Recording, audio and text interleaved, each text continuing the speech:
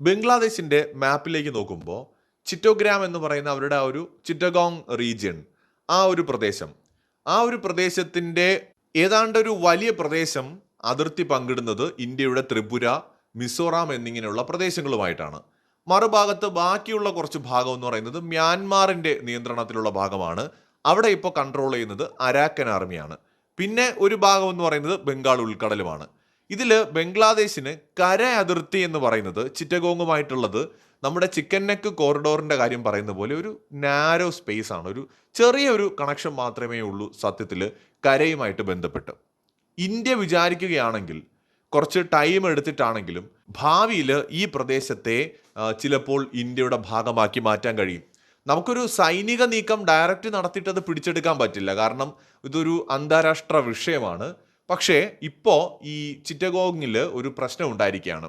അവിടെ സ്വാതന്ത്ര്യദാഹികളായിട്ടുള്ള ഗ്രൂപ്പുകളുടെ പ്രവർത്തനം മുൻകാലങ്ങളെ അപേക്ഷിച്ചുകൊണ്ട് വലിയ അളവിൽ വർദ്ധിച്ചിരിക്കുകയാണ്. അവർ ഇൻസ്പയർ ആയിരിക്കുന്നത് ബലൂജികളിൽ നിന്നാണ്.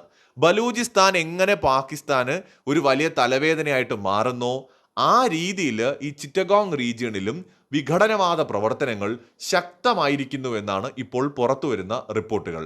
ഇതിന് ചില കാരണങ്ങളുണ്ട്, അത് ചരിത്രവുമായി ബന്ധപ്പെട്ട് കിടക്കുന്നതാണ്. ചക്മ എന്ന് പറയുന്ന വിഭാഗമാണ് ഒരു കാലത്ത് ചിറ്റഗോങ് റീജിയണിൽ ഏറ്റവും കൂടുതൽ ഉണ്ടായിരുന്നത്. ചക്മ പീപ്പിൾ ഇതൊരു ഗോത്ര വിഭാഗമാണ്. ഇവർ ഏറ്റവും കൂടുതൽ ഉള്ളത് നിലവിൽ ബംഗ്ലാദേശിലാണ്. ഏതാണ്ട് 5 ലക്ഷത്തോളം പേര് ഈ വിഭാഗത്തിൽപ്പെട്ടവര് ഈ ചിറ്റഗോങ് റീജിയണിൽ താമസിക്കുന്നുണ്ട്. ഇന്ത്യയിൽ ഏതാണ്ട് 2.5-3 ലക്ഷത്തോളം പേരുണ്ടാകുമെന്നാണ് കരുതുന്നത്. നമ്മുടെ മിസോറാമിലും ത്രിപുരയിലും അരുണാചൽ പ്രദേശിലും അസമിലും വെസ്റ്റ് ബംഗാളിലും മേഘാലയയിലും നാഗാലാൻഡിലുമൊക്കെ ഇവരുണ്ട്. പക്ഷേ ഏറ്റവും കൂടുതലുള്ളത് മിസോറാമിലും ത്രിപുരയിലുമാണ്. ഈ മിസോറാമും ത്രിപുരയുമാണ് ചിറ്റഗോങ്ങുമായിട്ട് അതിർത്തി പങ്കിടുന്നത്. ഈ ഈ ഒരു റീജിയണിൽ, ഈ ചിറ്റഗോങ് എന്ന് പറയുന്ന റീജിയണിൽ ഏറ്റവും കൂടുതൽ ചക്മകളാണ് ഉണ്ടായിരുന്നത്. ബേസിക്കലി അവിടെ ഏറ്റവും കൂടുതൽ ഹിന്ദുമത വിശ്വാസികളും ബുദ്ധിസ്റ്റുകളുമാണ് ഈ നമുക്ക് സ്വാതന്ത്ര്യം കിട്ടുന്ന സമയത്ത് ചിറ്റഗോങ് റീജിയണിൽ ഉണ്ടായിരുന്നത്. ശരിക്കും ചിറ്റഗോങ്ങിലെ ആളുകൾ, ഈ ചക്മ വിഭാഗത്തിൽപ്പെട്ടവരുൾപ്പെടെ അന്ന് ആഗ്രഹിച്ചത് ഇന്ത്യൻ യൂണിയനിൽ ലയിക്കണമെന്നാണ്. അവർ വിചാരിച്ചതും ഇന്ത്യയുടെ ഭാഗമാകുമെന്നാണ്. കാരണം എന്താണെന്ന് വെച്ചാൽ വടക്കിഴക്കൻ സംസ്ഥാനങ്ങളെല്ലാം ഇന്ത്യയുടെ ഭാഗമാകുന്നു എന്നാണ് അവർ കേട്ടത്. മിസോറാമും ത്രിപുരയും ഒക്കെ ഇന്ത്യയുടെ ഭാഗമാകുമ്പോൾ തങ്ങളും ഇന്ത്യയുടെ ഭാഗമായിരിക്കുമെന്നാണ് ആ പാവങ്ങൾ വിചാരിച്ചത്. പക്ഷേ അന്നത്തെ ഇന്ത്യയിലെ രാഷ്ട്രീയ നേതൃത്വം ഉൾപ്പെടെ അവരെ ചതിച്ചു എന്ന് തന്നെ പറയേണ്ടി വരും.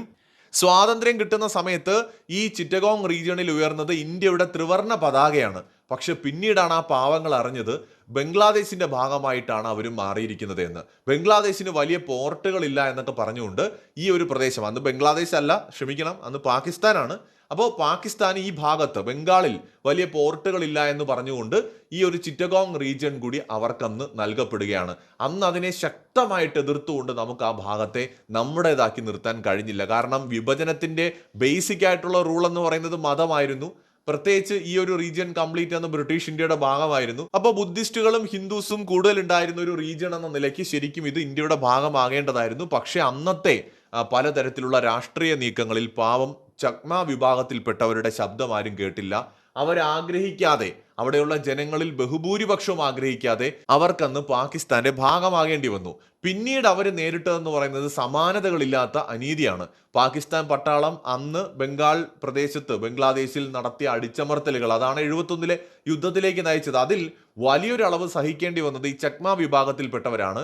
അവരിൽ ഒരുപാട് പേര് അങ്ങനെ മിസോറാമിലേക്കും നമ്മുടെ ത്രിപുരയിലേക്കും അരുണാചൽ പ്രദേശിലേക്കും ഒക്കെ നമ്മുടെ വടക്കിഴക്കൻ സംസ്ഥാനങ്ങളിലേക്ക് കുടിയേറി. ഒരുപാട് പേര്, കുറെ പേര് അന്ന് ക്രൂരമായ ആക്രമണങ്ങളിൽ മരണപ്പെട്ടു. കുറെ പേര് നിർബന്ധിതമായ മതപരിവർത്തനങ്ങൾക്ക് വിധേയരായി. അങ്ങനെയൊക്കെ വലിയ രീതിയിലുള്ള അടിച്ചമർത്തലുകൾ നേരിട്ട ഒരു വിഭാഗമാണ് ചക്മ വിഭാഗം എന്ന് പറയുന്നത്. അതോടൊപ്പം തന്നെ അവിടെ ഉണ്ടായിരുന്ന പല ഗോത്രങ്ങളുടെയും അവസ്ഥ അത് തന്നെയായിരുന്നു.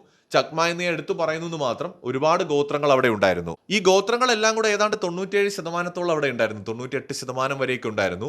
ഈ 1947 വിഭജനം നടക്കുന്ന സമയത്ത് 2-3% ബംഗാളി മുസ്ലിംസ് മാത്രമാണ് അവിടെ ഉണ്ടായിരുന്നത്. അപ്പോൾ ഇവർക്ക് അവരുടെ സ്വന്തം പ്രദേശം ഈ വിഭജനത്തിന് ശേഷം സത്യത്തിൽ നഷ്ടപ്പെടുന്നു, അവർ വഞ്ചിക്കപ്പെടുന്നു എന്ന് പറയുന്നതാവും ശരി. അവർ കരുതിയത് അവർ ഇന്ത്യയുടെ ഭാഗമായിരുന്നു എന്നാണ്. ഭയങ്കര സങ്കടമുള്ളൊരു ചരിത്രമാണ് ഈ ചിറ്റഗോങ് റീജിയണിൻ്റേത്. സോ ഇപ്പോൾ എന്താണ് സംഭവിക്കുന്നതെന്ന് വെച്ച് കഴിഞ്ഞാൽ ഈ ചിറ്റഗോങ്ങിൽ വളരെ ശക്തമായ പ്രതിഷേധങ്ങൾ രൂപപ്പെട്ട് തുടങ്ങിയിരിക്കുകയാണ്. അതും സെയിം അടിച്ചമർത്തൽ തന്നെയാണ് അതിൻ്റെയും കാരണം.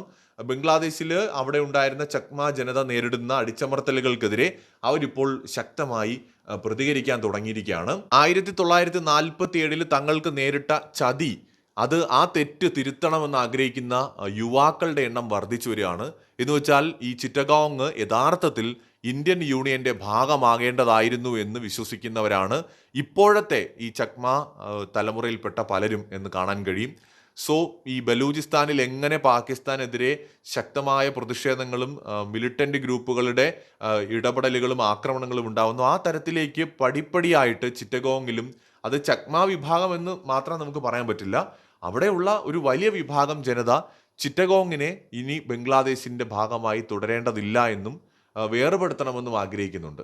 അതിന്റെ കാരണം ബംഗ്ലാദേശ് ഗവൺമെന്റിന്റെ ഭരണപരമായിട്ടുള്ള പിഴവുകൾ കൂടിയുണ്ട് അതിനകത്ത്.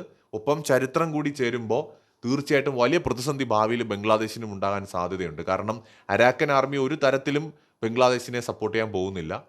ബാക്കി നമുക്കറിയാം, ത്രിപുരയും മിസോറാമും ഒക്കെ ഇന്ത്യൻ അതിർത്തികളാണ്. അവിടെയും ചക്മകളും ഗോത്രങ്ങളും ഒക്കെ ഉണ്ട്. അവരുടെ സപ്പോർട്ട് ഉറപ്പായിട്ടും ചിറ്റഗോങ്ങിലുള്ള വിഭാഗങ്ങൾക്ക് കിട്ടാൻ സാധ്യതയുണ്ട്. നേരിട്ട് പോയി അവർ സപ്പോർട്ട് ചെയ്യും എന്നുള്ളതല്ല, അന്താരാഷ്ട്ര വേദികളിൽ ഉൾപ്പെടെ ഇവർ നേരിട്ട് അനീതിക്കെതിരായിട്ടുള്ള ഒരു ശക്തമായ നീക്കം നടക്കാനുള്ള സാധ്യതയൊക്കെ കാണുന്നുണ്ട്. സോ എന്തൊക്കെയോ ബംഗ്ലാദേശിലും കുക്ക് ചെയ്യപ്പെടുന്നുണ്ട്. മറ്റൊരു വീഡിയോയുമായി വീണ്ടും വരാം.